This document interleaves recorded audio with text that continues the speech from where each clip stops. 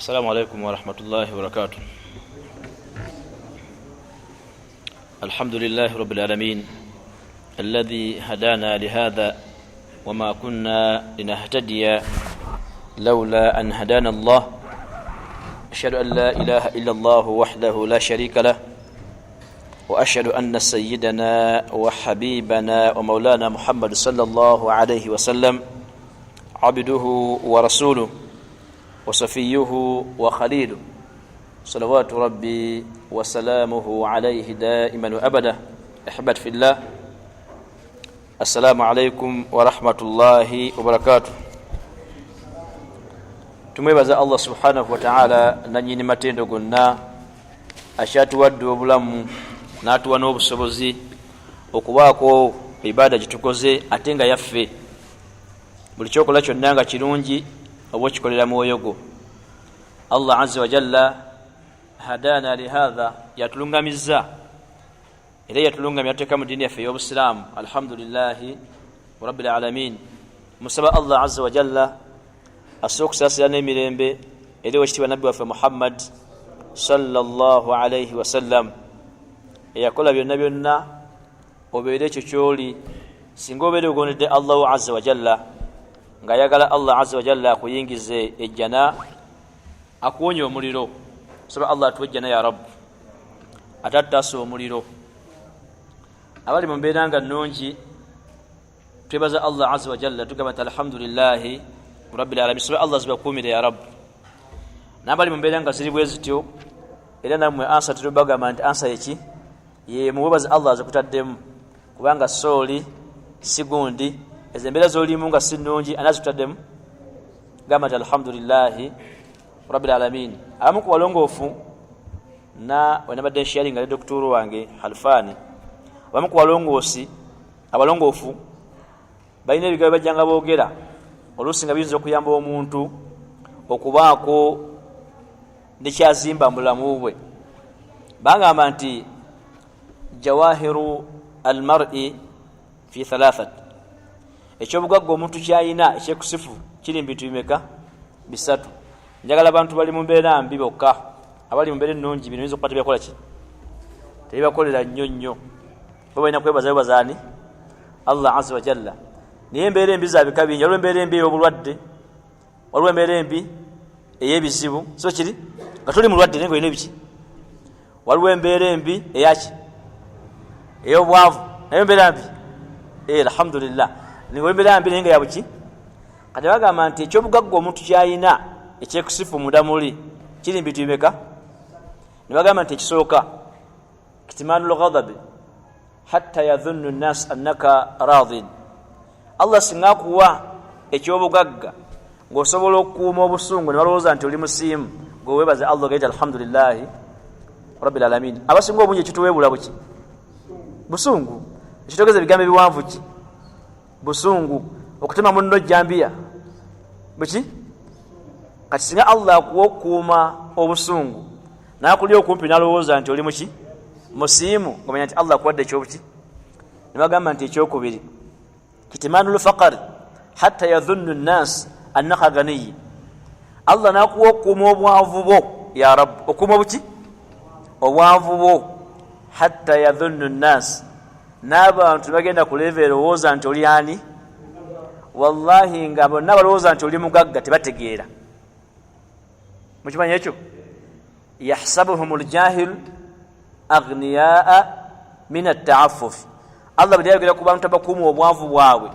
n'otamanya nti baavu bakuuma embeera embi, tayito gye yawa bonna abalowooza nti bali bulungi yabatumaani wanti si baavu.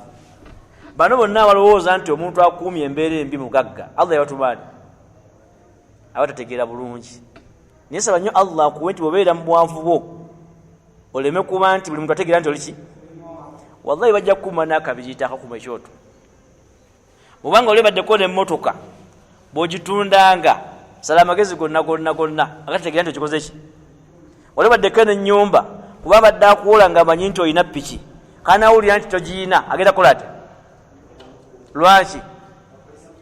Aga nti ate oyinza anazijja luddawa ne ppiki ekikoze ki? kati Allah bakuwa okuuma obwavu nolowooza nti oli mugagga kyabuki n'ekisembayo yagamba nti kitimaanu shidda nobeera mu mbeera nga yakanyigo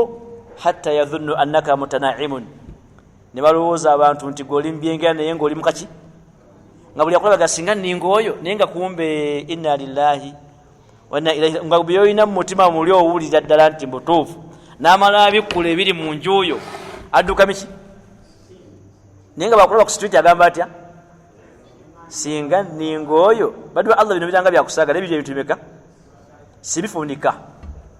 ekitambuza Kampala nga aleekaana butaba na bintu bimeka alina obusungu tabukola ki tabukuuma n'alina obwavu taboolesa so kiri batandise n'okusaba n'omuwentiri n'azikuuta ku mmotoka omwekyebitaano okola ayotosa obwavu omwekyebitaano oba ekyolukumi n'amanya ki kinusu ngaddira emmotoka yo ng'agikuuta bw'ati kitegeera kyekyo takoze ki n'abalina embeera enzito buli omu kati babulayo kimu muzindaalo era nobalugawo muzindaalo wali nabungana nti buli omu ayogere bw'ali teri ayinza kugamba nti alhamdulillahi buli omu agamba atya ennaku zino seeka bikoze ki emboozi eri ki naye nga mutuufu osobola okukuuma embeera enzito ne balowooza nti oli ki ne batuuka ne ku tayimu ekuwa ekitiibwa mbadde sagala kutandikira musiira nga ntandikiddeyo naye mpiseyo buki buyisi nga nsabira bannaffe abatali mu mbeera nnungi Allah bateeke mu mbeera enki ennungi n'abali mu nnungi Allah gibakuumire ya rabbu bwe twakoma twaleka nga omubaka nabi Muhammad sallallahu alaihi wasallama okusinziza ekitabo kyaffe bwe kitambula tuli mu siira ebyafa by'omubaka nabi Muhammad sallallahu alaihi wasallama twakoma nga tulese nti omubaka abulayo olunaku lumu okuba nti akola ki nti afa naye waliwo bye twali twasomako nga tulinako olutwabuukako ng'omubaka nabi Muhammad sallallahu alaihi wasallama twakiraba nti mu kufa kwe waliwo ebyasookawo yajja biraga nti agenda kukola ki waliwo kiso gye tutayogerako katini gye mbalinyaga tuneko jasiti katini nnyo lwaki yali wakati we ne muwala we radiyallahu anha ayitibwa Fatima kiso eyo naye yali zimu ku sayini eziraga nti omubaka nabi Muhammad sallallahu alaihi wasallama atusokola ki النبي صلى الله عليه وسلم ينعى نفسه إلى فاطمة عليها السلام يا لينجي aliyekubagiza oba tugambe alinge yali abika naye nga okubika kuno yakutegera yali ani yali muwala we ayitibwa ani Fatima alaiha salam yakola ki lumu atunyumiza ye mukyala we mama wa ayitibwa Aisha radiyallahu anha atunyumiza nti qalat yatugamba Aisha radhiyallahu anha ijtamaa nisaa'u an-nabiy sallallahu alayhi wasallam lumma charaba mbaka nabi Muhammad sallallahu alayhi wasallam bakungana bonna falam tughadir minhunna imra'at tewali mukyala n'omu yavaawo nga bakunganya mbaka bakola ki mu bulwadde bwe so tuli batuli mu kufa kwa mbaka nabi Muhammad sallallahu alayhi wasallam lumma bakungana bakyala be bonna ne bakungana nga tewali mukyala n'omu asetuka kola ki فجاءت فاطمة بابا لياونغا فاطمة كوزيكي عزي عليها السلام تمشي كأن مشيتها نتامبلاي مشية النبي صلى الله عليه وسلم فاطمة يجا تامبلا عليها السلام نينجي تامبلا يا تامبلا ngomba ko yala kulachi bino Allah subhanahu bikola nozalo omwana omuwala nga yakufana nnyo omulenzi nga fana mama we tekyoboka wana mama fa Aisha tunyumiza mu bulwadde bw'omubaka nga mulwadde yajja lumu nga bakyala bonna bakunganye ba mama baffe bonna naye baba tudde bwe bati nga twalina omu avuddewo ne wajja Fatima alaiha salam najja ng'entambula gyatambulamu yani yagamba ati nabi Muhammad qala sallallahu alaihi wasallam aganti marhaba bi ibnati sasa kula muwala wange fa ajlasaha an yamini fi riwaya an shimali namukwatako bwati namutuza ku saidi ya ddyo abala batugamba nti yamutuza ku saidi yaki eyakkono bwamutuuza naqul thumma innahu asarra ilayha hadithan fabakat Fatima radiyallahu anha nabake ebigambo byamugamba mukama bonna batudde bamama webali bwamala bimugamba Fatima alayha salam nakola ki nakaba kabadde mu Lwarabu fabakat nakola ki albuka kwekola ki nakaba bamulaba nga mwaba bamulaba mulimu ni mama waiti wani Aisha radhiyallahu anha agamba nti thumma innahu sarraha fadhahkat aidan aba mazuka babwati bagenda okulaba nga ddemu mbaka inaka bigawo bya mugamba fadhahikat naseka obitegedde bino ebigawo byasooka byamukola ki ebyokubiri wabitegeera ebyo plan twali tubuuza ensonga enkulu ennyo yamugawo ebigawo bimeka bibiri naye ngaebisooka bikola ki ebyokubiri faqultu Aisha tugamba radhiyallahu anha ma ra'aytuka al-yawm farhan aqrabu min huznin sirabangayo olunaku ng'olwo ng'essanyu lisemberedde ennaku Aisha yabitegeera radhiyallahu anha yabitegeera tanaba bitegeera agamba sirabangayo lunaku ng'olwo ng'essanyu lisemberedde ki akijje ku ki yakaaba namaana akola ki ennamba esinga obungi wetuwangaala Allah akugulirawo ko n'oseka nakukwatamu n'okola ki nakugulirawo kitegeeza nti ennaku yesembedde ki buli obeera nga mu ssanyu manya nti ennaku ekuli ku ki ate obeera mu nnaku essanyu li ku ki soko kigemu ekyo nakyo agamba sirabangayo olunaku ng'olwo ng'ennaku esemberedde ki essanyu naye Aisha nga bwemumanyi radhiyallahu anha teyasirika najja namugamba nti fakultu laha hina bakat bwe yakaaba ne mugamba nti Fatima akhassaki rasulullahi sallallahu alayhi wasallama bihadithihi dunana thumma tabkin omubaka akulonzeewo n'abako ebigambo byakugamba mu kyama natabigamba ffe ate nomaana okaaba ayagala mubuuza ki kibadde kikola ki obadde okaabira ki wasaltuha amma qala Aisha tugamba radhiyallahu anha mu hadithi eno yenyenyini nembuuza Fatima obadde okaabira ki omubaka gambye biki sallallahu qala faqalat atugamba Aisha radhiyallahu anha bwamala okubuuza Fatima mwala wa Nabi Muhammad sallallahu alayhi wasallama namugamba nti ma kuntu li afsha sirra rasulillahi sallallahu alayhi wasallama sisobola kwogera byama bya mbaka Nabi Muhammad sallallahu alayhi wasallam byangambye nga waali Aisha nakola ki nakulinga nakakkana kubanga byali bibiri ekimu nga kikaabya ekyokubiri agamba nti hatta idha qubida sa'altuha niyo mbaka bwe yamala okufa tetunagenda mu kufa kwali tukyali mu lunaku olusemba akole ki afe olunaku olusande tugenda tulaba then yafa ku Mande nabiki byaliwo insha Allah ta'ala agamba nti hatta idha qubida ne Allah bamala okujjawo mbaka Nabi Muhammad sallallahu alayhi wasallama agamba nti sa'altuha naddamu ne mubuuza nti Fatima lwaki wasemberera Nabi Muhammad sallallahu alayhi wasallama nokaaba ate nomaana okola ki noseka agamba nti innahu kana haddathani yanyumiza ebigambo bino wammanga anna jibrilu alayhi salam kana yu'aridhuhu bil Qur'an yamujiranga ne Qur'ani kulla amin marra buli mwaka omulundi ki gumu agamba nti wa innahu aradahu bihi fil aami marratayn amugamba nti naye mwaka ogwo gwe yafiiramu yamujira emirundi emeka Fatima namanya nti awaliwo ekigenda okugenda muki maaso bwabanga badde ajja omulundi gumu katazemeka wala arani illa qad hadara ajal namugamba nti Fatima bwabanga zeebiri omubaka agamba Fatima bulijjo abadde ajja omulundi ki naye bwabanga zeemeka katugezee kale ekifaananyi tuveeri ku mbaka Nabi Muhammad sallallahu alenga walillahi almathalu a'la bwabanga kitawo akuwoninga n'engalo bwati matalina muggo lumu najja n'omuggo okikyolowooza mutima gwo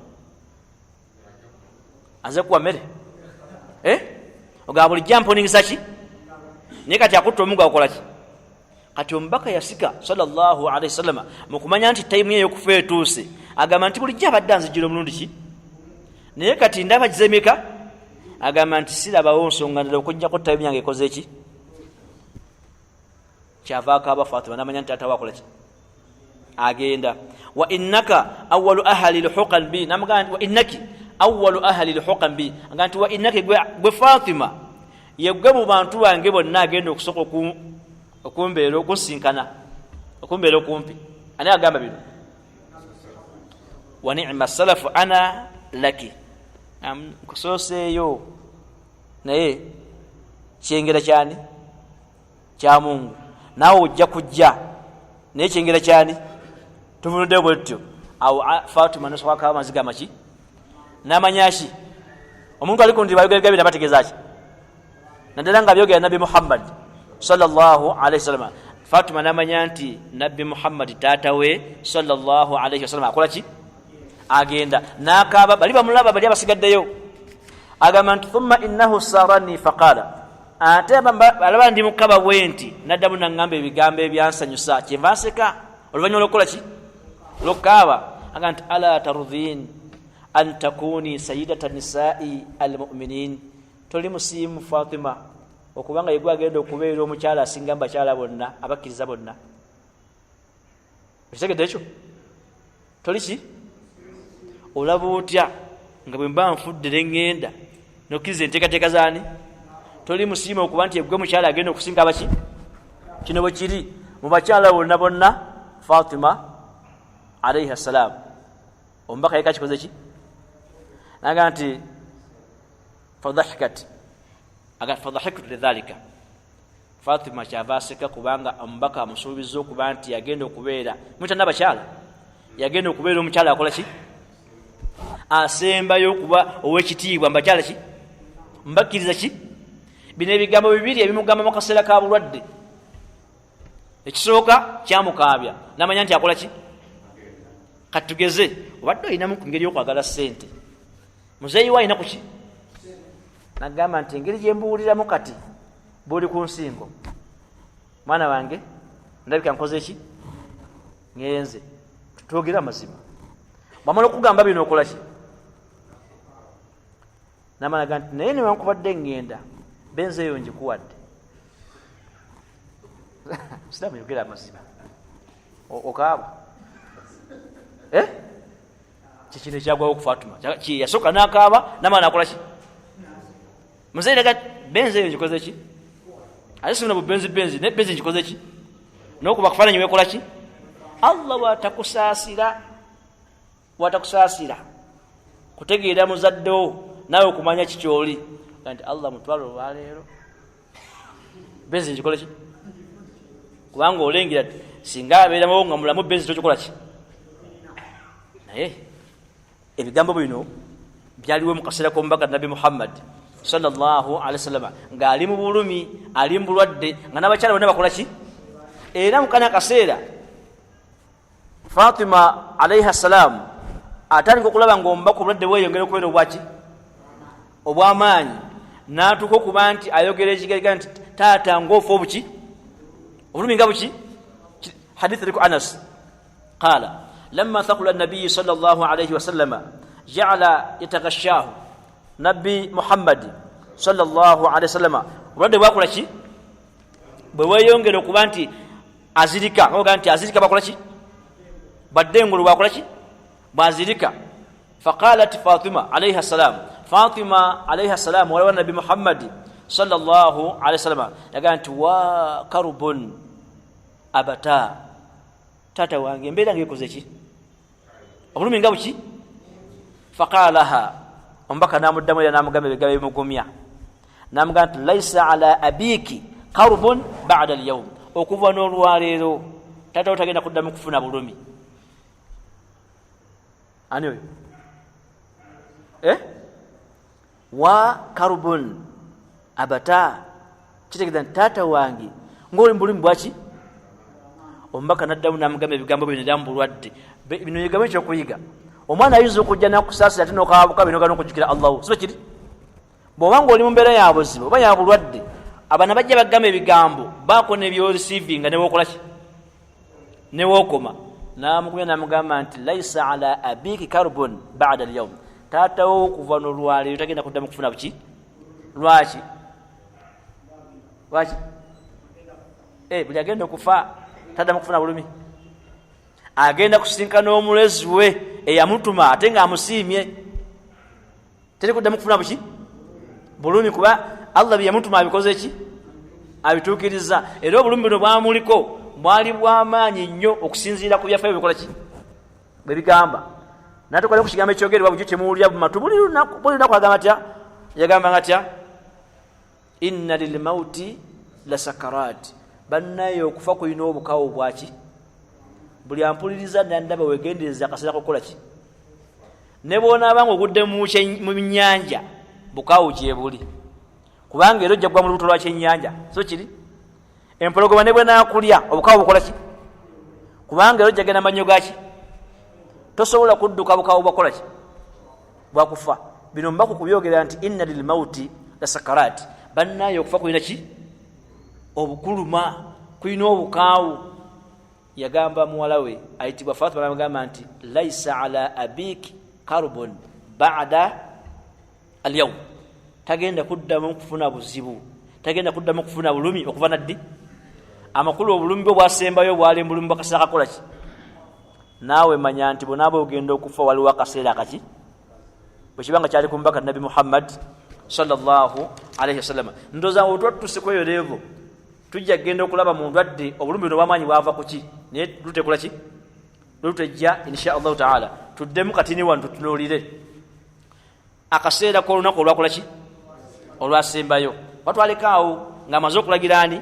Abubakar Siddiqi okuba nti yakulembera ki essala yasaze essala mmeka akali tuzireke essala ennaku mmeka mbyera ebidamangwako ennaku mmeka twabala ennaku ziri nnya omubaka yagenda okufa nga Abubakar Siddiqi yabaka okulembera ennaku mmeka n'olwo yafiiramu lero okumeka zennaku mmeka essala mmekaawo fidex abalungi abakkiriza fene ndamugona sitakkiriza bintu byakubala abayi mu university mutuyambe kumugulwali zessola mmekaawo zonna nga zisaza nga obubaka akola ki waali naye ng'alimbuki mu bulwadde mu bulumi obw'ekitalo lwaki mu kaseera kali akasemberayo ddala ate Allah yaddiza omubaka nabi Muhammad sallallahu alaihi wasallam kweta olungubanguba oluki munakategera mu Luganda yamudizaamu kutwanyi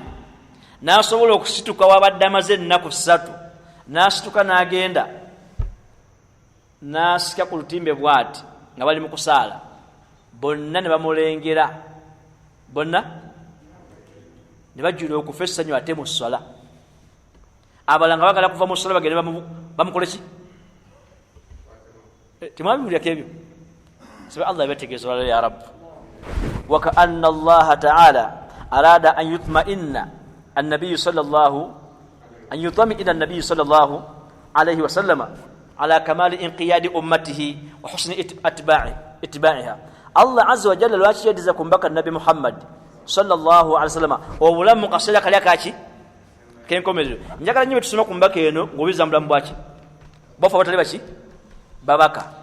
bafa abantu ba bulijjo kitegeere olumu oyinza okulambula omulwadde baga nti abadde amaze ennaku 15 nga takola ki nga tayogera n'ogendawo naga nti gundi ozze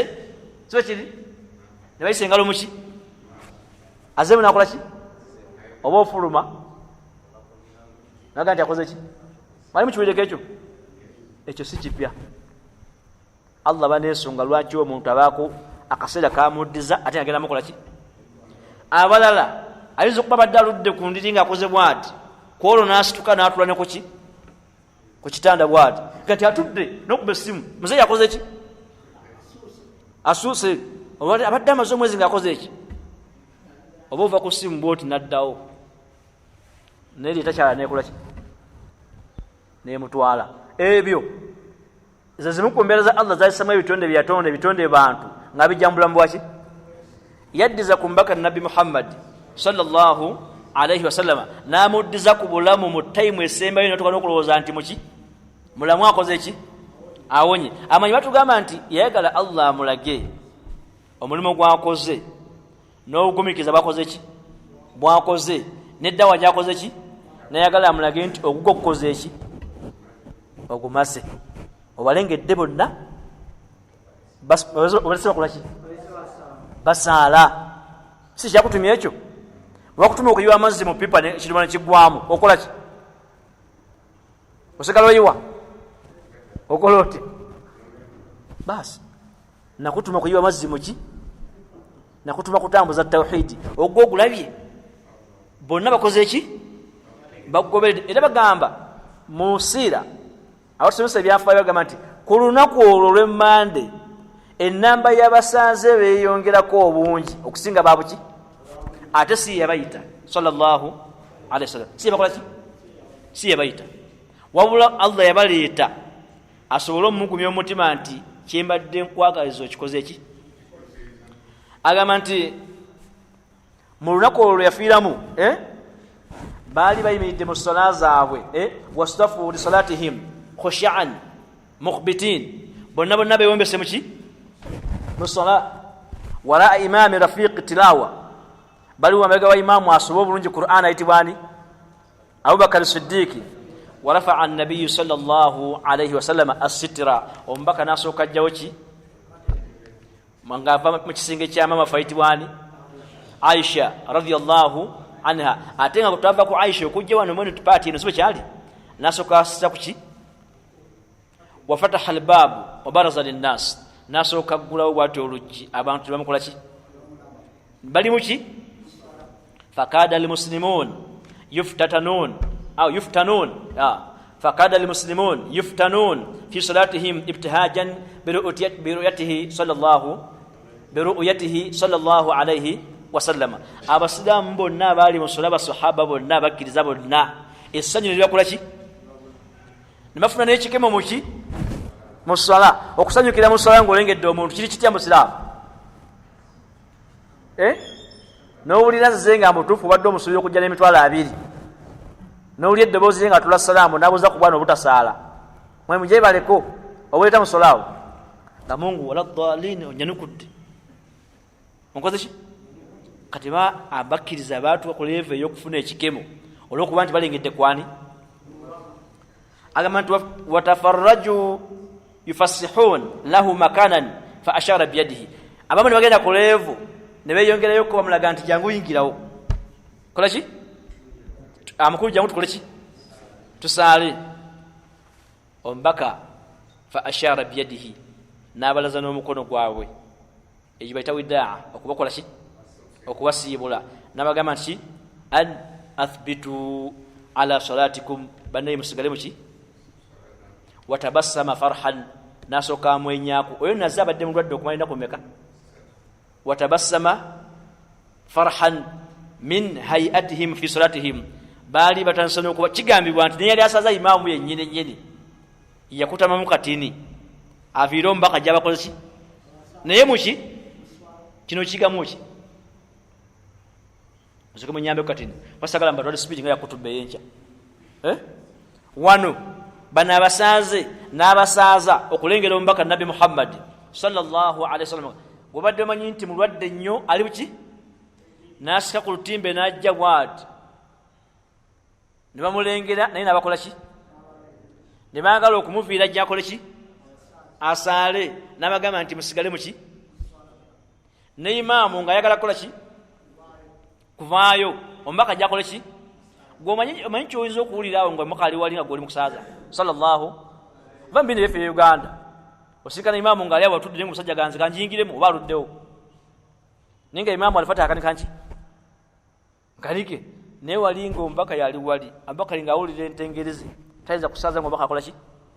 ayagala ave mu sola gye abakola ki abasaaze ngenda kusoma nga bwezivula mu maaso awo bwengenda kati omubaka n'abagaa nti munywere muki mu sola zammwe ne basigala nga bonna bakyali mu sola naye ng'essanyu libakola ki bagaa nti awonye mungu amwadde obuki nawe nga bwolenga tatawo nga anywa katono gaa nti walira anyweddeko alhamdulillah wallahi anywedde Allahu akbar kumbe ogenda kuzaako inna lillahi wa inna ilaihi raji'un Allahu akbar anywedde ki mbaka alabiseeko ekyo kiraga nti baali bagonvu nnyo eri omubaka nabi Muhammad sallallahu alaihi wasallam ekyokubiri tewali yali asobola kukulembera umma ya Busiraamu nga waali okujjako ye yesonga lwaki bagenda ku level nga imaamu ayagala akole ki n'abagamba mukole ki baali bagonvu nnyo okumanya obugonvu bwe bali amaanyi nti Allah yabasaako ne order naffe n'agitusaako hatta okusitula eddoboozi waali Allah yakikola ki bw'aba Allah aganya okusitula eddoboozi wakola ki ate okusala nga waali nga takusaziza aya temuzimanyi basiraamu la tarfa'u aswatakum fawqa sawti nabiy temusulanga maloboozi kwani temuyitanga n'amannya Muhammadi yango tuwulire mu kino Allah agamba ki omukoolere wala mujje mwogere naye ki nzito kidda mbasiraamu nga kibeerako aya eyo baali bagwanvu nnyo eri omuki tine mu kaseera k'essola bwe yajja bayagala bave muki mu ssola ajja abakole ki ajja abasaazi omubaka Allah yamuwa ekitiibwa ekyo mu bulamu bwe ne mu kufa kwe eyo aya eri mu Qur'ani ekola ku ye mu bulamu bwe ne mukola ki tokkirizibwa wadde obadde Makka oba ogenze Makka kuwumula oba hijja tokkirizibwa kuleekaanira wali ntaana ziri ezi ssatu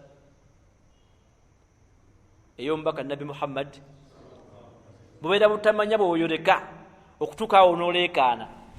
nga Allah yakugamba nti la tarfa'u aswatakum fawqa sawti mu kufa wadde taliiwo sallallahu alayhi wasallama tokkirizibwa kusitula ki awo olina kuyitawo ng'olinga oba ayita ku polisi mukola ku polisi ku kooti ku kooti tali eno bigi kooti ennene kooti ni yaki ey'amateeka nga bw'oyitawo n'ogaana okuyita engombe ku kooti bw'otyo bw'olina okuyita ku ntaana z'omubaka Nabi Muhammad sallallahu alayhi wasallama genda ki naye abasinga obungi basome okulekaanira ne selefini zikola ki ogirabye eno entaana y'omubaka ani kulekaanira bw'abanga Aisha radiyallahu anha ngenda kulaga ensonyi ze yalina yatyanga n'okufuluma nga teyeebisse ku ntaana ezo naye nga tentaana kijja kujja maaso kulwokuna olujja inshallah kitegeeza nti naawe okulekaanirawo oba okoze muki tuvudde ku ki bano abali mu ssola bakibagala bagiveemu abakole ki baali bagwanvu gyakola ki gyali sallallahu alaihi wasallam atunyumiza mu sahaba ayitibwa Anas bin Malik radiyallahu anhu atugamba nti ma ra'aytu rasulallahi sallallahu alaihi wasallam ahsan hay'a minhu kono olunaku lwe yavaayo n'aggulawo oluggi ati ng'agenda okufa ng'alinga zo tukola ki sirabangayo mbeera zaalimu ng'ali bulungi nnyo ng'olunaku luliwa ng'olwo mwegendereza alikuwa balwadde Allah sasire rabbu oyinza okulambula omulwadde n'olaba ng'anyiridde amwenyeza naye nga Allah amukola ki agamba nti sirabangayo olunaku mubaka lwe yafaanana bulungi ng'olwo mu bulamu bwange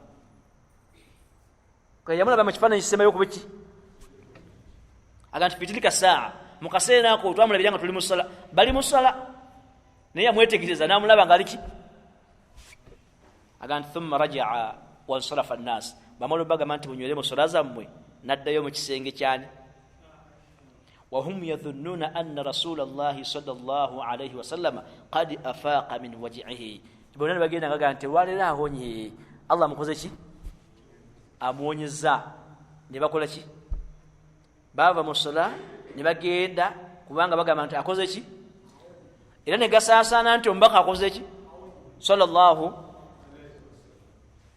ne Abubakar Siddiq wa thumma Abubakar lihadha dhanni ne Abubakar Siddiq yabeerangawo okumpimpiri naga nti avuddeyo awonye naye naakola ki n'agenda kubanga omubaka akoze ki bamulabyeko muki maaso gabe mu ssala kati awo lwe lunaku lwe bagamba olwasembayo mu byafaayo by'omubaka Nabi Muhammad sallallahu alayhi wasallam nga sigeneddeeko ku bigambo byasembayo naye olunaku lwakola ki ebigambo tubinde olwokuna olujja insha Allahu taala so kiri tugende wano mu kaseera kenyini saawa gyagendamu olunaku olwasembayo lwennyini wa qabla yawmin min alwafa nga asigaddeyo olunaku lumu olwo lwakuba nti Allah amujja mulamu bwaki a'taka yawm ahadi naye olunaku lwa sande ne bakola ki a'taka an-nabiy sallallahu alayhi wasallama ghilmani yayina abafuukaawe n'abakola ki abaddu be yayinawo n'abakola ki n'abata watasaddaqa bi7 dananir kanat indahu yayina dinaali 7 mu nnyumba n'agamba Aisha n'azikola ki ulize enkomerero buli yetisse ensi kano kawulire omubaka teyaleka kyabugagga muki teyaleka ki bw'oba olina omusibe ng'oli kundiri balagire bamute aguwa musibya bijja kujjuutuka kiri kituyigamu ku nkomerero olunaku olwasembayo ne gwe yalina tumuyite ng'omuddu ng'omuwe yamugamba kola ki ne sente ze yalinawo mu nnyumba dinaali 7 dinaali bazenkanankana meka abasiraamu muzinoonyezeeko dinaali meka 7 n'alabanga nnyingi okusinkana Allah we azza wa jalla ng'aziina mu nnyumba nga ziina abeetaavu mumpulira kale temuwulyanze masikini mubitegeera dinaali meka gw'oli mu sente ziri ku akawunti ne pino ogiremedde ate oli ku ndiri naye nga abaavu bafa balya nkuyege yasaddaka dinaali zeyina mu nnyumba meka era okanya kuwoza password yange password yiyo tomanyi nekyazikolera ng'oli ku ndiri sala amagezi olagirire abasobola ozijjayo bakole ki basaddakeko sijja kugaa nti baziweyo zonna bakole ki naye yo mbaka yatya okusinkana Allah ne dinaali meka 7 ng'olina meka ng'ogyeko amabanja kale ziri meka kubanga bw'oba ofudde emaali yonna ogireka kyokka ate ebibuuzo byonna bikubuuzibwako kuki nakwata dinaali 7 n'azisaddaaka wakanat kati endahum wawahaba lilmuslimina aslihatahu ebyokulwanyisa byayina nga ye omutume nabi Muhammad sallallahu alaihi wasallam bunaku olwo olusembayo olwo n'abikwata n'abigabirira abasiraamu obadde olinayo omuggo nkuyise muggo basiraamu n'emiggo gyabika byanjawulo oli omuggo ogubwatuka n'omuggo ogumenyeka yalina omuggo oba tugita emiggo nga byakulwanyisa naga nti abasiraamu bikole ki bibayambeko bwana bafunye time yogenda bikozesa munfunye mukulwanya eddiini y'obuki aslihatahu ebyokulwanyisa byayinawo nga ffumu ngabo oba nsolerwana nagamba bikole ki mubitwale wafi layili ekyewunyisa mu kiro ekyo ekyesande bino byesinga okutya amaka g'omubaka nabi Muhammad sallallahu wafi layili mu kiro ky'olwesande olwo ista'arat Aisha radiyallahu anha azayt lilmisbaha min jaratiha okumanya omubaka yali naggagga era yafa talina kyabanjibwa talina kyereka mu nnyumba Aisha mu kiro ekyo gayita amafuta yagenda ewa neiba n'amwewolako amafuta ateeke mu katadooba kayemuyamba okulaba omubaka nga mulwadde ku ndiri mukatekete mu kiro ekyo tebalina mafuta gasobola kwakisa tadooba manyi kando lwe luzungu kando kiki gwe musubbaawa ugenda amafuta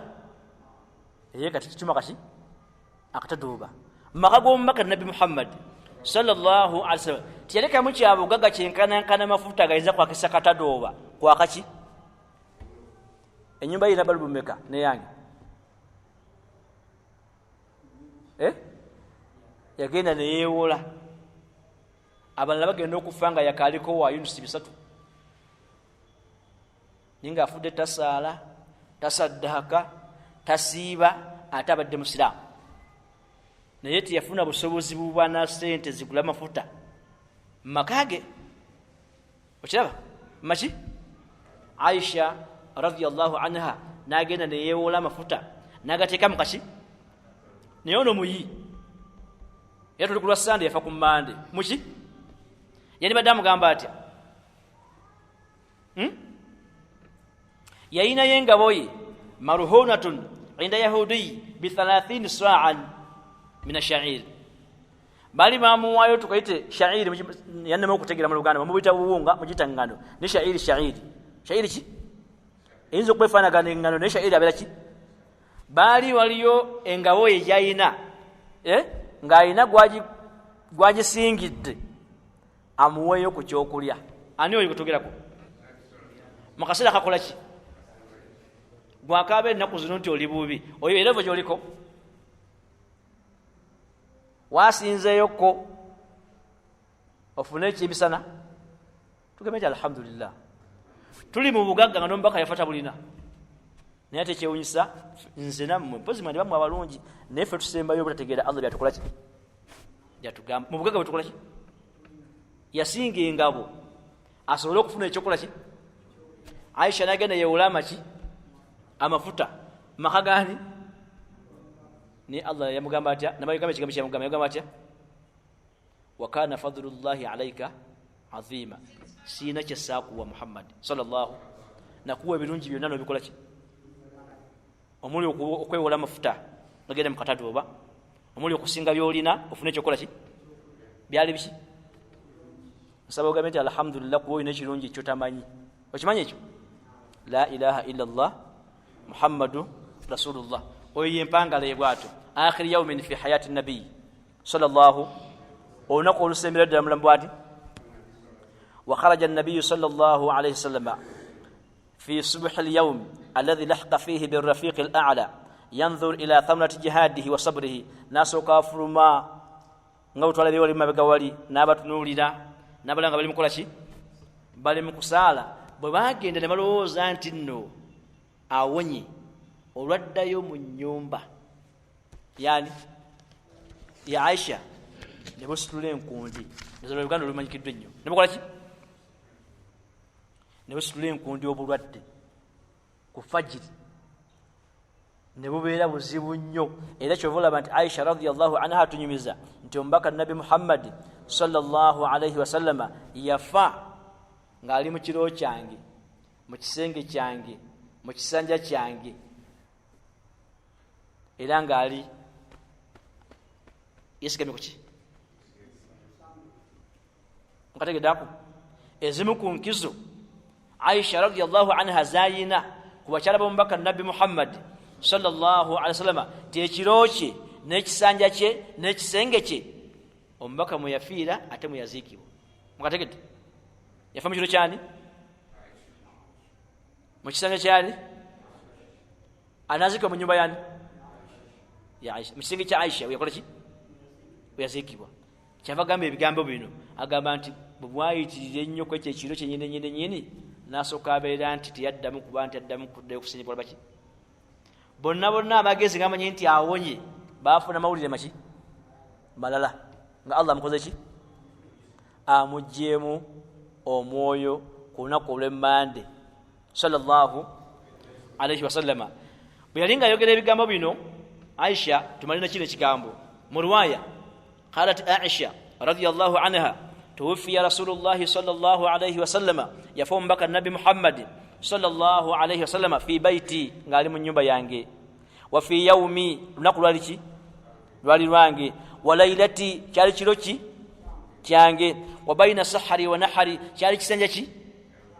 wa dakhala Abdurrahman yandibanga Abdurrahmani yomu kubasemba yo kuyingira mu kisenge cyane omubaka yafiira ki Aisha radhiyallahu anha Abdurrahman ibn Abi Bakr mumulaba yajjanga mulambula nnyo ndooza tuyasoma byafaayo bino agantu wadakhala Abdurrahman ibn Abi Bakr nasoka ingira sahaba ono radhiyallahu anhuma wa ma'ahu suwakun yayingira nga ayina kaswaki olwobudde sigenda genda kutema kigambo kya lwabo ku kya Luganda yayingira ayina kaki akaswaki ngombaka embeere koze ki egaye abaganda mukitegera bulungi nnyo naye agenda okulaba nga Abdurrahman ibn Abi Bakr as-Siddiq radhiyallahu anhuma ayina kaswaki katobye ki bulungi nasooka mutunulya bwati ngalinga omuntu golengera ngo genzo olya apo nga mulwadde ali awo ngayagala kugamba nti mpako ki kati abamuntu batya kusoma balwadde bano asigala yeegaya naye ngo mulwadde ali wali ayagala kumugamba nti mpako ki kati Aisha agamba nti ngenda okulaba nga embeera zonna zaalimu ng'alinga ayagala okugamba Abdurrahman ibn Abi Bakari nti mpaka ki kaswaki kano agamba nti kyenva ngenda nenkamujjako nengenda nenkatobya bulungi nenkayonja bulungi nenkamuleetera n'akasanyisa bwati era kaagala nnyo akaki akaswaki kaali kaani Abdurrahman bin Abi Bakari olaba tugoberera ebintu n'akakola ki n'amulaba ng'afunye akamwenyo fastanna bihi ka ahsani ma ra'aytuhu mustannan qad agamba nti nasooka asenya bulungi nga ndaba sema kukumbeera gyakola ki jalimu nga jajjabeera nga badde asenye nekolo namulaba nga akoze ki thumma dhahaba yarfa'uhu ilayya nayagala okanziriza bwati nga amaze okukola ki fasaqatat yadahu omukono gwe negukola ki nuzaba bakyali mulamu mutegerera fa bali mu darasa eno abakoze kyawo yasemba yakola mulimu kiku yasembyayo kusenya ki yamulaba nga akyetaaze nnyo n'amanya nti ayagala mugamba nti kampe takyalina buki busobozi kyava ona akamuggyako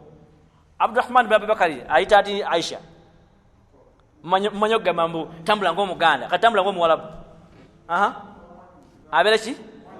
abeera mwannyinawe so kiri kitegeeza nti baali ba Luganda nga bajjanjaba muko yali ajjanjaba ani mukoddomi we mukitegedde ebyo kubanga Abdurrahman bin Abubakari mutabani wa Abubakari Siddiq so kiri ate Abubakari Siddiq yazaala ani Aisha ndowooza otegedde naawe tulina okujjanjaba abakoddomi bo kaima masekeredde ganyambagazaki nosa family namba naye tekayo obulamu namulambula nnyo bawa mukoddomi we bawa mwanyinawe sibe kiri aga nti fa akhadhtu ad'u lahu biddu'a nesoka atandika okuba nti musabiriddwa kana yad'u bihi lahu Jibril ne Jibril nga gikola ki wakana huwa yad'u bihi idha marida ngano mbaka yagisaba nga akoze ki tulife na Waislamu maliriza bwe nkulekawo tubato muziise sallallahu alayhi wasallam kaswachi kagudde nga yalo kadiza Aisha omukono kola ki agamba nti netandika omusabiriddwa Jibrilu gye yamusabiranga ojulidde dduweeyo yo kitegedde nga naye kenyini bwe yalwalanga nga gikola ki nga agisaba falam yada'a bihi fi maradhihi dhaka falam yada'a bihi ombaka eddweyo tiyagirikanga mu buki farafa'a basarahu ila sama farafa'a basarahu ila sama abamusabira eddweyo nasitula amaaso ge nagatunza luddawa ekiddako kiraba mbeera si nyangu ndanga kwegumya bwekumya naye okikola ki buli yajjanjabe mulwadde ng'omwagala okikola ki omukono gugudde otazza okugera ebigambo bw'abeera musamize ng'akujjanjaba olwoba okiguddeko bayinza okuba kibooko kubanga byabeera yogera awo bya mukasaani mukasa kyajja balongo naye omuntu ategeera eddiini waliya n'omuntu ng'ali mu mbeera si nnungi ayogera ebigambo ebirungi oba oliawo nti n'omulwadde bwabyogera afuna ki naye omusajja abeera nga akujjanjaba omukazi nagamba mungu noono mulaba agenda naye ng'ogenda tukyasobola kumugamba nti sirika agamba mungu noono naza gwaki abajjanjabi bagamba naza gwaki so kiri andi agamba nti tandise omusabira edduwa eno nga naye bwe yalolanga nga kikola ki ne Jibril ekikolanga ki waqala allahumma arrafiq al'ala allahumma yaledduwa yombaka nabi Muhammad sallallahu wa fadat nafsahu bwati Allah namujjamu ki obulamu bwe namujjamu omwoyo aganga gaba atya allahumma arrafiq al'ala ay Allah omulezi wange oba munnange owaawa ngenda kusinkana omulezi wange owaawa mukwano gwange owaawa oyinza okufamu ogamba nti Allah mukwano gwange obadde obba allahumma arrafiq al'ala Allah omulezi wange owaawa yedduwa omubaka nabi Muhammad sallallahu alaihi wasallam beyalwala nga agisoma ne Jibril nga agikola ki nga agisoma ne Aisha agikola ki era mu kugisoma kuno Jibril yajja omubaka namugamba nti tewali nabbi yenna yafa okujjako Allah yamala mulaga kifo kye mu jjana n'amulonderawo okusigaza obulamu oba okufa agende muki obufa agende muki mu kifo ki muki bonna bannabbi balonangawo okusinkana ani kati kuba kafaananyi wano wooli singa bakulaga ekifo kyo mu muliro n'okufa olondako ki wangi osigala wano wallahi ojja kuvaawo na tewali nabbi yafa Allah yamalanga mulaga ki atugamba kana rasulullahi sallallahu alaihi wasallam yaqul Aisha atunyuza tugamba nti ombaka yagambanga nti atenga bituufu ddala innahu lam yuqbad nabiyyin qat tewali nabbi yenna Allah gwe yatwala hatta yura maq'adahu fil janna Allah yamalanga mulaga kifo kye muki thumma yukhayyar namugamba nti nkutwala oyingire ejjana oba osigalewa ku nsi bonna balonda nkola ki genda luddawa naye gwe olondawo ki nange Allah wayi ninza okulongosa sekondekere ki ensi bonna kati Jibuli bwe yajja n'agamba nti kati mutuufu tayimu etuuse either nkutwale oyingire ejjanaayo oba nkola ki Aisha n'amanya nti tasobola kugamba nti kansigale wabula agenda kulonda kusinkana ki ndoza mwakiraba arrafiqi al-a'la best friend wa aliruddawa munoonye anange bennonye owange naye nga gyali gyotekedde okudda oba okuzaayo kimu kubimeka gyali otekedde okuddayo oba okukola ki bw'oganda okwetwala bajja kukola ki ntera okwogera ebigambo bino oluusi masikiri nga ndinga asaaga nti poliisi bwekunona n'ozimbya emikono bakasuka kukasika bangali sibe kiri bw'okakanya emikono olinnya wekka n'ogenda wansi w'akatebe naye ng'olinya ki kati otekeddwa okudda eri Allah nga tebanakola ki kubanga olaba yazaayo omubaka Nabi Muhammad sallallahu alaihi wasallam kitegeeza nti nange naawe tutekeddwa okukola ki naye ogenze kigambo kikyokola kola ki Allahumma arrafiqi al-a'la ay Allah omulezi wange yiddwa jakola ki era bwetunaba tutandise insha Allah ta'ala mukwogera ebigambo byeyayogeranga yagamba nti wa ana mushtaqan ila rabbi nsinya kwegomba kudda eryani negomba kudda eryani tewali akulimba nti ayagala okufuna ejjana nga password y'okufata kikoze eki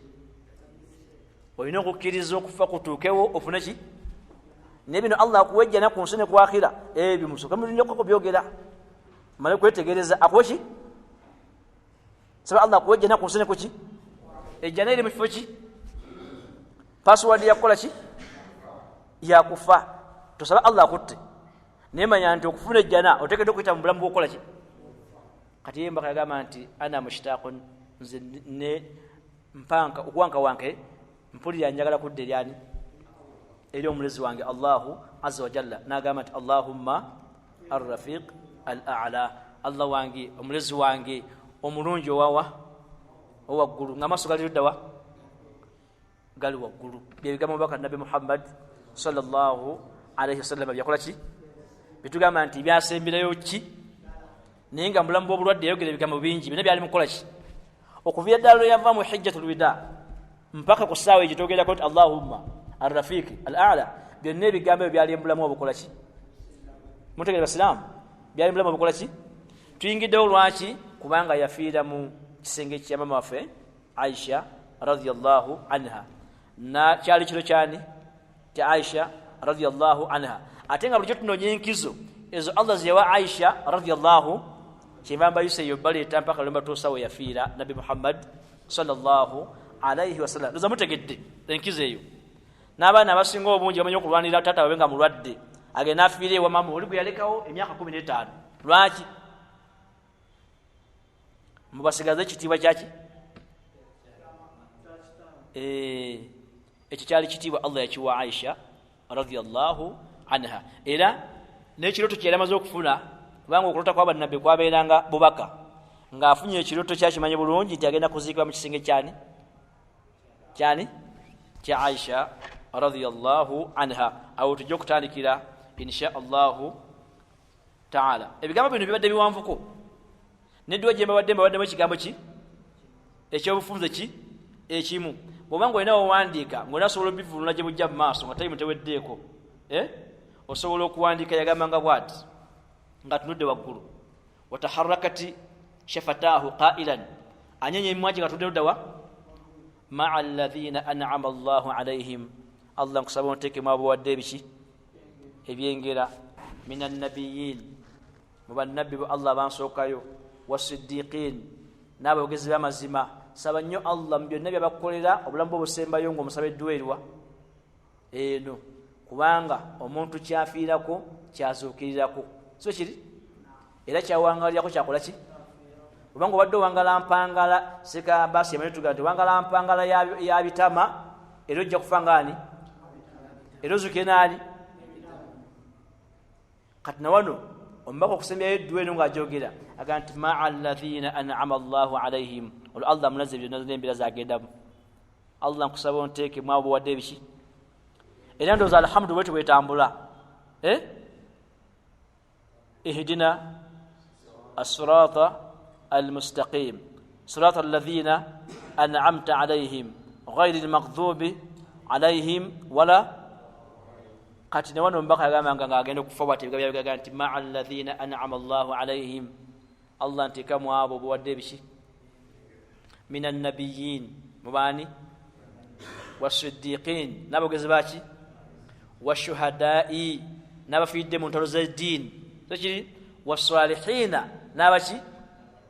allahumma ghfirli wulira ebigambo bino allahumma allah nkolaki kati gwozimbye oli mukozi tunya basanga mu jjana oyo gundi ajja kusanga mu jjana ng'asamba omupiira gw'ejjana sijja muwa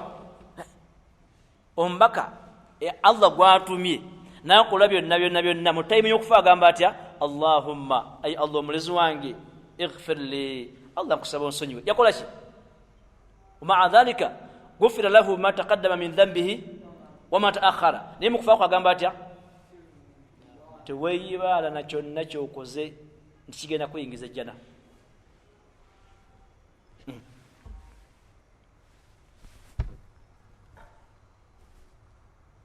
warhamni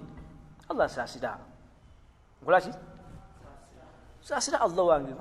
nkoze bingi naye nkola ki warhamni wa alhaqni birrafiq al'ala allah nkusaba osinkanye okuba nti ngenda kubeera mu abo abagenda okubeera kumpi ani asaba edduweero yazza musango ki nze naawe tukoze eki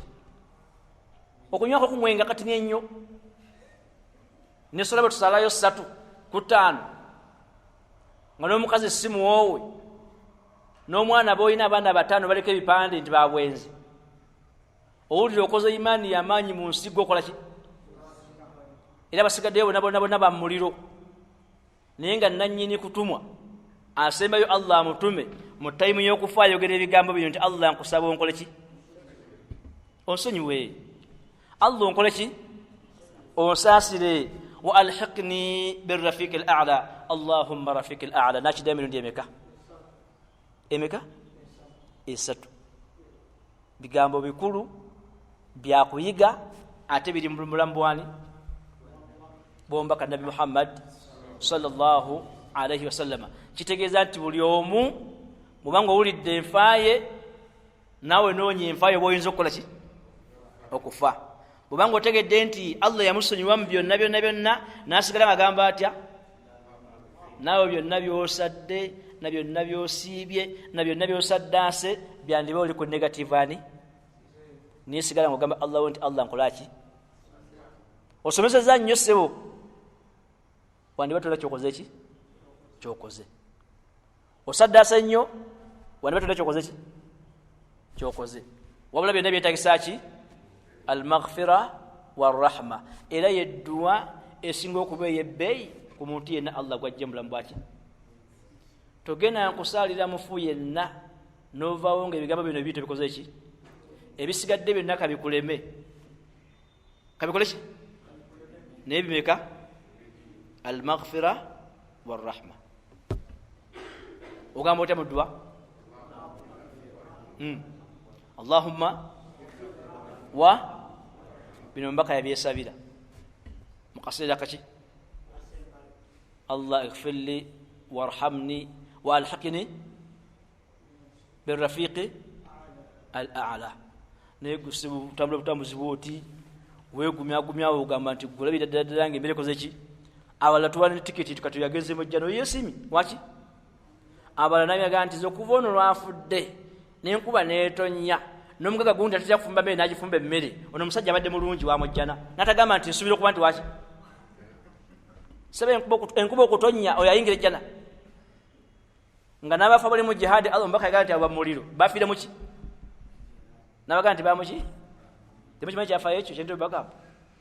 yafiira mu jihadi nga wamuki oyinza okufiira Makka wallahi ng'oli wa muliro so Allah tasasi ya rabbi ng'ekyakututeyo si Allah biki bilala oyinza okufa ng'ovunnamye naye ng'oli wa muki kubanga n'akulira eddiini eri e Roma bwe yayingira entebe yavunnama tiyavunnama singa afiira awo ng'avunnamye omuwaaki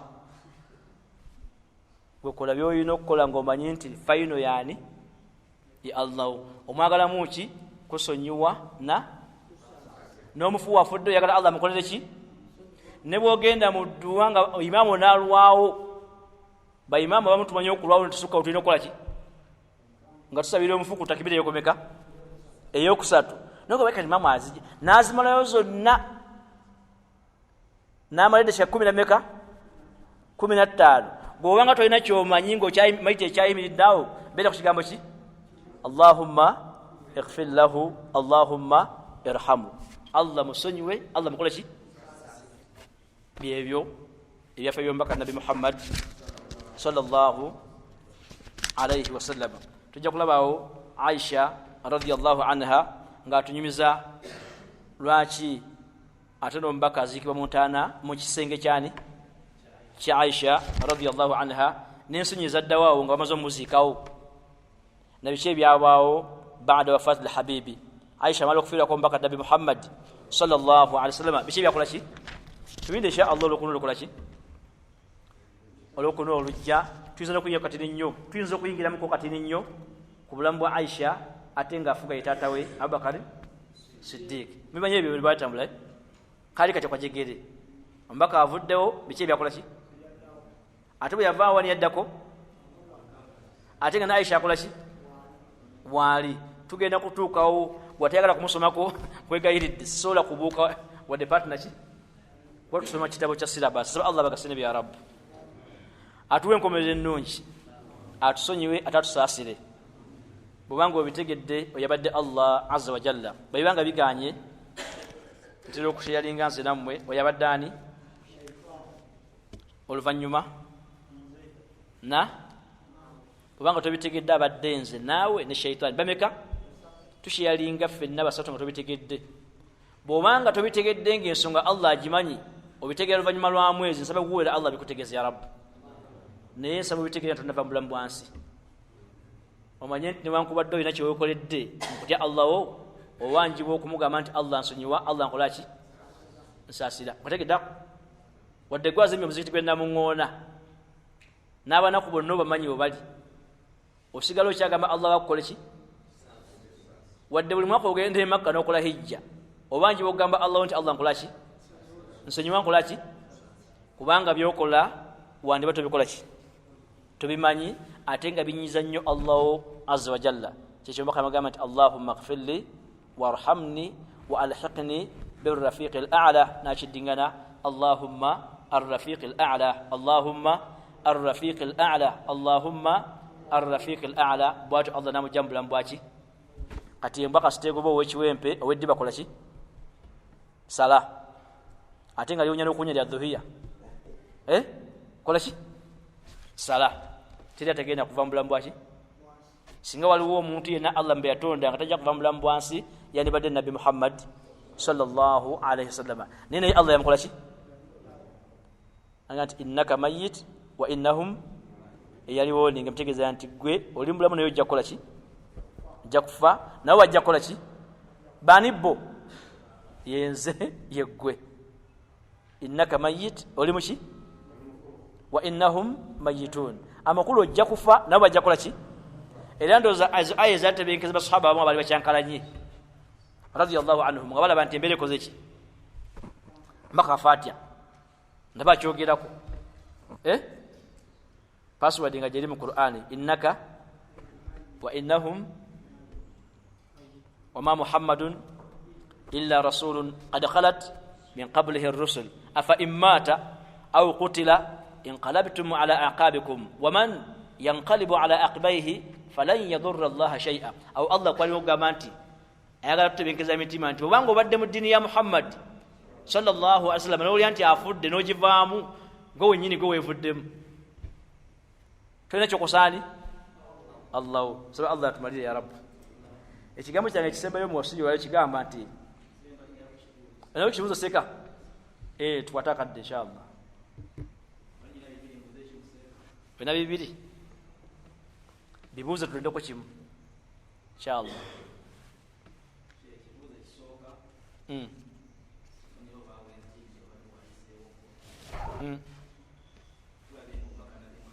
sallallahu alaihi wasallam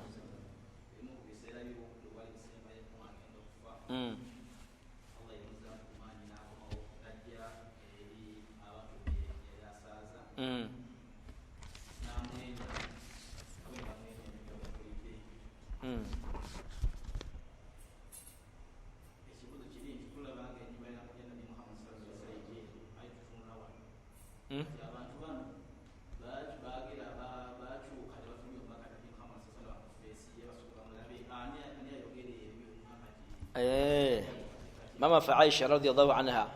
abakunyuza embeera zino kyobosobola okuteeka mu bwongo rawda weri sijaga nti mmanyiyo mwenna naye muwulirawo akagamba rawda mukawulira nsaba Allah akawe mukalabeko ya rabbi rawda awakafaako wekali ewalire mimbali yawo wati maaso n'entana ziri saidi ki bw'oba ofuna ekifaananyi ky'entana ez'omubaka ey'omubaka sallallahu alaihi wasallam niya Abubakari radiyallahu anhu niya Umar awo kati bale yombaka weri kyekyali kisenge kyani ate nangwe mulyango gwafulumira mu guli ku mimbali nyine wekola ki ntegede mukadde wange bwe tuyingira mu Madina ndoza sijaga nti bwe tuyingira bwe bayingira mu Madina basagenze mu hijja bayingira udawa Madina ba ngabo tulwa na bwetu mbade kangereze ku masjid nyine ene masjid je tulimu ya namungona so kiri boboli masjid boti intana zombaka zili kusaidi ki kukono so kiri kati kukona te wali no mulyango kumimba libwe nyini wali no muki wakategedako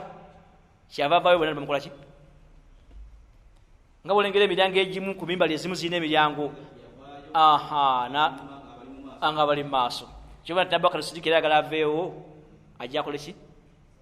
ajja asaze tiyabakuwe mangayo tawaye muntu nulire bwe muti yavayo mu kifaananyi bonna bamuliki bamulaba bekiri mukadde wange bakwanti byetakisa mu practical nendoza gwa badda kibuuza Allah yakutolayo kusaba Allah akoze ya rabbi nabageneko Allah bazeeyo bwana amala okuwa zaka temunyigira okugenda e Makka ng'omunaku akaaba ng'oganya okuwa zaka wallahi bagenda kugona pasa eyo kya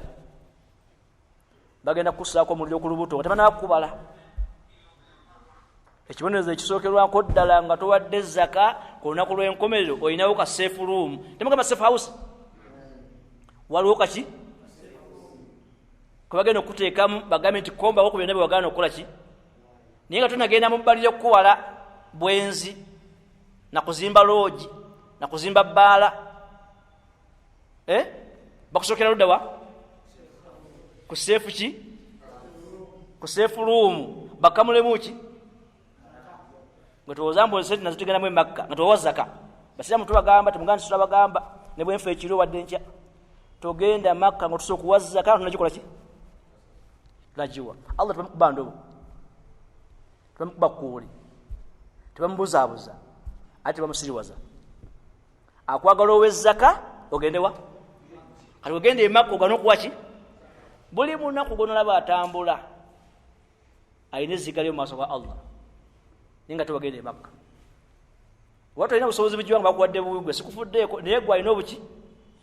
obusobozi waliwo kaseefu ki ebigambo ebituufu nnyo hadisi entuufu ne aya kaseefu ruumu nga tebanabakubako kye bakukola kyonna twakikolanga edda abaana nga temunabakuwoza so okole ki so okwe ku ttaka tebiriyo gye biri ku salafu wali bafe Kampala ezemiki byabeerangayo kondooza gwe nga tonnabakubako kyokola ki nga boolaba afande bwalengera ekibbi kyokukyalo nga bakireesi nasooka akirinnyamu emigere tanabuuza kikoze eki obagenda okusoka okusabamu emigere banakubuuza biki byokoze naye nga emigere gyaki si migere giri musota na muliro kumala kugolola lubuto nga kujjemu ki dhuuqu bima kuntum taknizun soko malo kombako imala okukamuka mu zaka bakubale bulungi nga tolina mu zaka yani onakisobola ekyo sobola Allah tusasire ya rabbu awo kibagamba ebyo abantu bagala bibagamba naye nze mbyogera namuŋŋona wokka kuba bunabunankuba era mujja kuba bunetted so kiri naye waliyo ebibonerezo fast ku muntu yalina okuwa zaka takikola ki n'atagiwa n'akola byayagadde byonna nga lowooza nti zaka ikola ki temuvunanyizibwako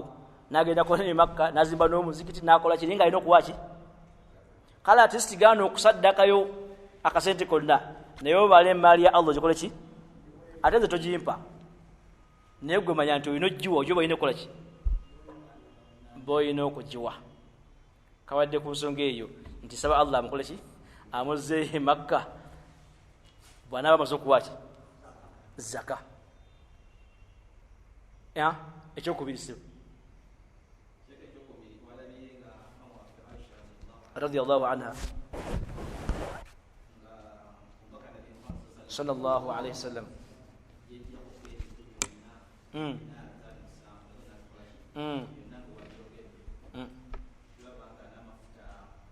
yewole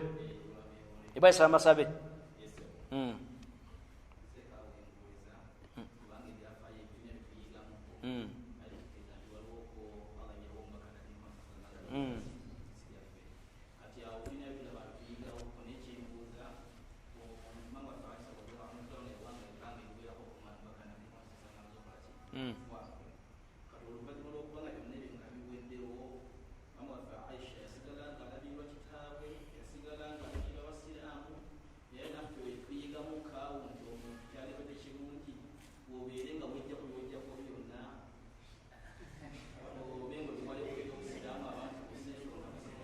bakusekeredde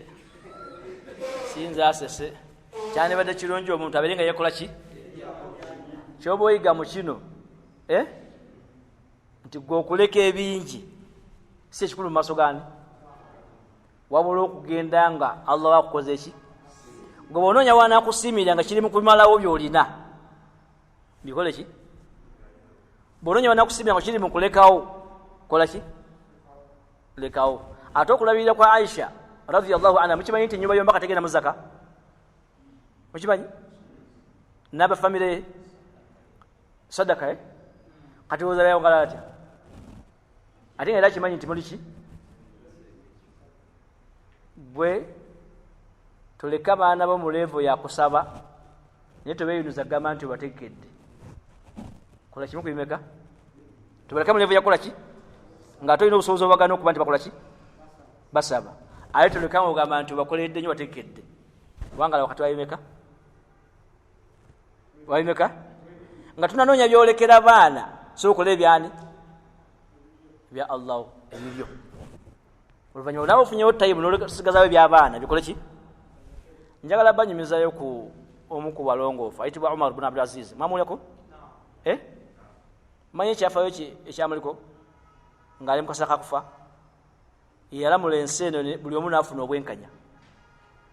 n'abeera nga n'ebinyonyi byafuna obuki era nga batwala emmere ne bagiteeka ku binyonyi bigane Allah nga nemubuuza ku binyonyi kubadde mukulembeze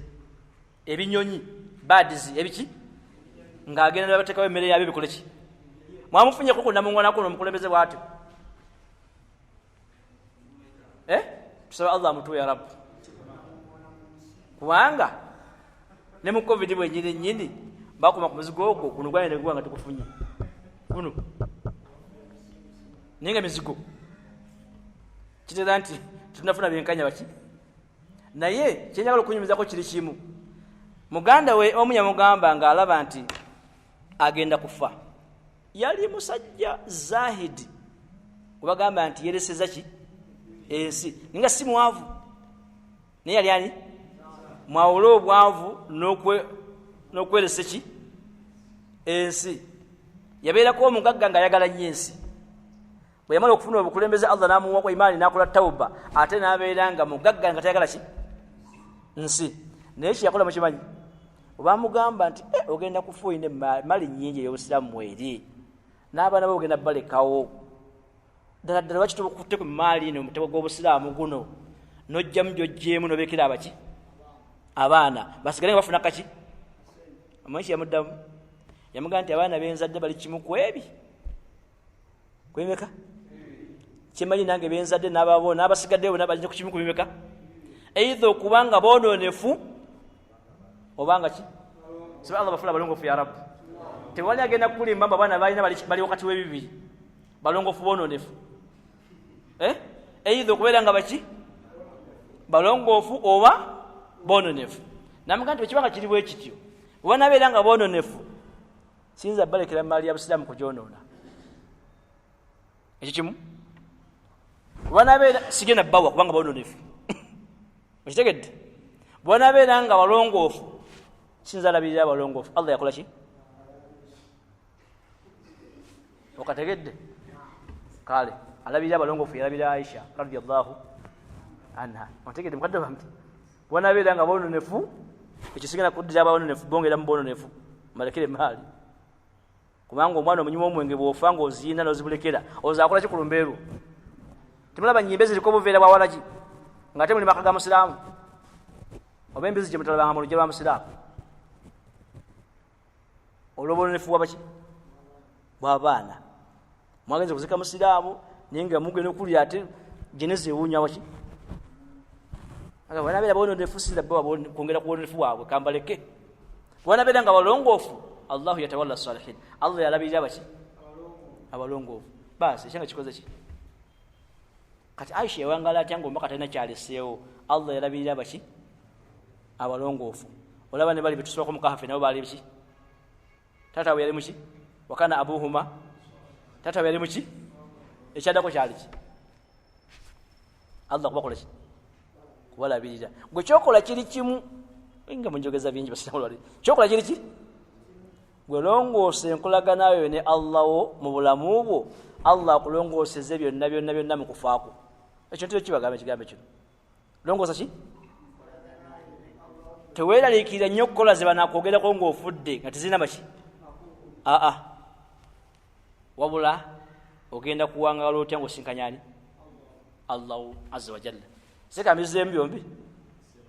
siba Allah kize ya rabbu waki temukkiriza nembe esonyi olwali tusinkane olunaku olw'enkya inshallah ate ekyamba balina mu ddaabo balina mu jjuma ne muki ne mu ddalasa wangi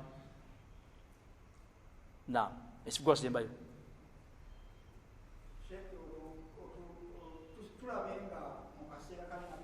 sallallahu alaihi wasallam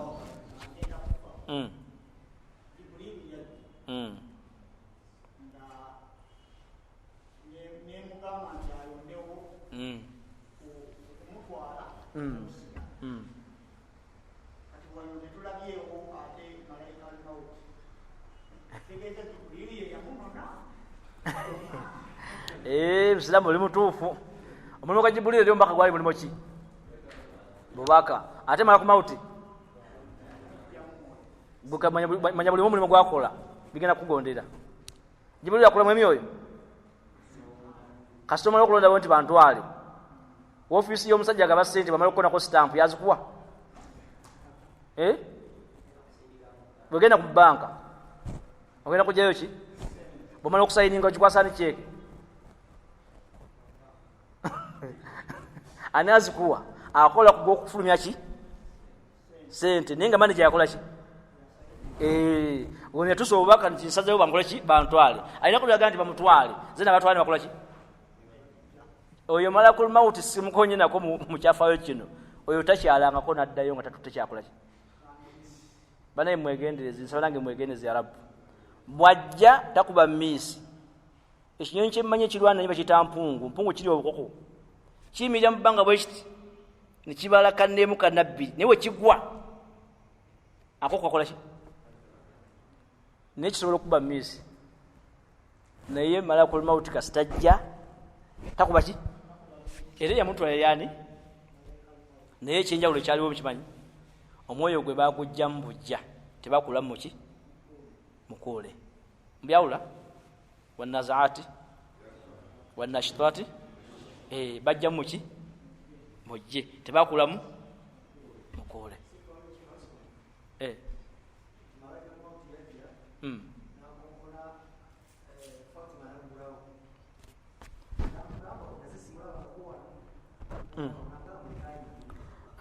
badde salusobola kumaawo ku kibuuzo ekyo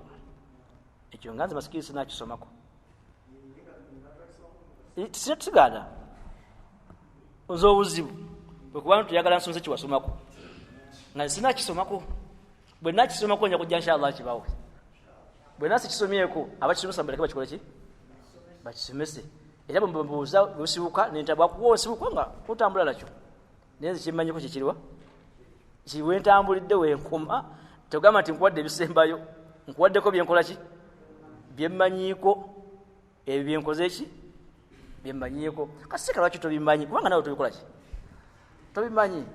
nebyo nkuwaddeko byebyo sagala kubuuza ku bisakola ki kubisasomesa njagala mbuzeeko ebyo byenkoze ki byensomeseza bakisomesa bigambo bingi ebyogerebwa naye fe ekikulu sikwantulya bingi twegendereza nnyo singa mbadde njja nkuwa wano wansi zitahamishe buli wadde owulira njogera biri mu hadithi sahihi hadithi muttafaq alayhi hadithi ki ziri hadithi nga kuliko nti zatikibwako nti eyo ntuufu eno ki kati byafayo byo bingi naye obutuufu bwayo obuyinza obutabeera ki bungi nga bo buki butono kyobula nti newala nnyo okgenda nnyo mu byempulidde nengenda nnyo mu byenkoze ki naye nga byempulira biyinza okuba bingi n'okusingawo byowulira kuba mbiwulira mu nnimi zisinga obungi kati nkuwaddeko byennakukola ki byenakasoma kozaba Allah akusasira ya rabbu nakyo oyongere okinoonyereza bw'okifuna okole pesti genda okikoppe olaba nga kituufu kikole ki ekyongereyo nakyo mu byafa by'omubaka nabi Muhammad sallallahu alayhi wasallam bwenti bwendi masikini saba tukomaawo basiraamu mbadde ngenda bagamba ekigambo kya Imam Ahmad bin Hanbal rahimahullah omu ku baimaamu tubamanyi bulungi lutu bwe twamukoonako empangala esibo kiri mujjukira kitwasoma empangala bwe yali ekanzu ngeriko ebituli ebiraka byemyaka 17 ennyumba nga yaki nga yattaka sibo kyali ennyama bembuuza be nalimu bennyini okujjako abatini ennyo ennyama omwezi mulundi ki kati era gwe njagala okuwa ekigambo kyayogera mu bigambo byayogera tusaba Allah atumalire ffenna atuwe okumwagala n'okumutegeera n'okumusinza musinze ennungi Allah tusinkanye ya rabbu watukyali bakkiriza tuli basiraamu bannamaddala atuwe obulungi obuli mu kiro kino ya rabbu Allah tusaasirire mikwano gyaffe ne baganda baffe bonna abaafa Allah tumusaba tusaasirire abawali bonna abatusomesa Allah tusaasirire abazadde bonna abatuzaala Allah tuteere obusaasire ku mitima gyaffe naffe Allah tumusaba abeere nga atuwa mu ngeri ze tumanyi neze tumanyi Allah tugirewo obuzibu mu ngeri ze tumanyi neze tutamanyi Allah tase endwadde zennamuzisa Allah tase endwadde nga zikansa endwadde z'emitima endwadde z'ebibumba Allah tase endwadde zonna zawulira nti abasawo bonna balemereddwa naye Allah asobola ozijjanjaba ya rabbu Allah tumusaba abeere nga asumulula abantu bonna bali mu mbeera enzibu Allah abakkiriza abasajja n'abakazi abagenda ne bava mu bulamu bw'ensi okuva enjuba gyeva mpaka enjuba gyegwa Allah beera ng'obasaasira Allah tukusaba naffe tuseeko obusaasizi bwo otulabirire mu ndabirira nga bw'olabirira ebinyonyi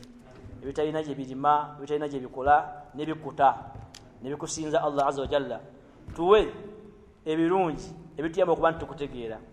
Allah tuwangaalize ku kigambo kyaffe la ilaha illa Allah Muhammadu rasulullah kyekigambo ekyebbeeyi tukikuume tukifiireko tukirwalireko innaka waliyu dhalika walqadiru alayhi وصلى اللهم على سيدنا محمد وعلى آله وصحبه وسلم والحمد لله رب العالمين